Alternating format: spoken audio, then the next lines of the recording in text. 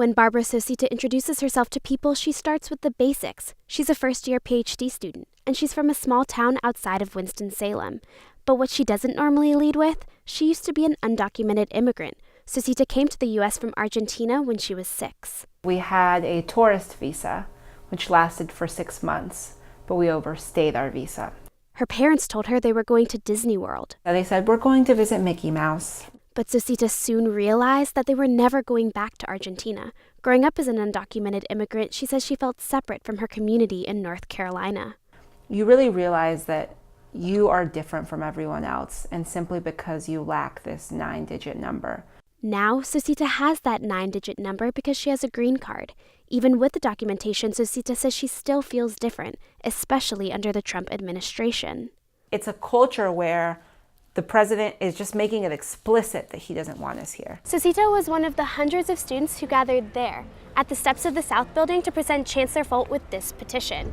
Drafted by Sosita and signed by close to 4,000 students, this petition asked Chancellor Folt to make UNC a sanctuary campus for undocumented students. And the students that Sosita primarily had in mind, recipients of DACA, or Deferred Action for Childhood Arrivals.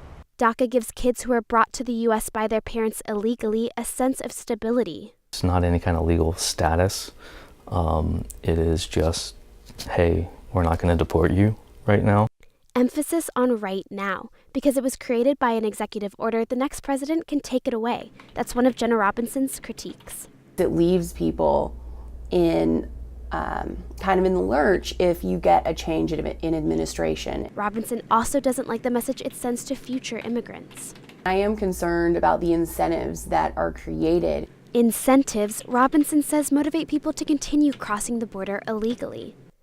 Sosita herself never received DACA, but she says she understands recipients' fears and anxieties firsthand. I'm scared by virtue of being Latina.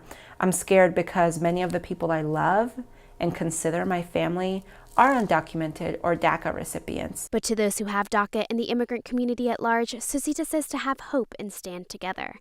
In Chapel Hill, I'm Jessa O'Connor, Carolina Week.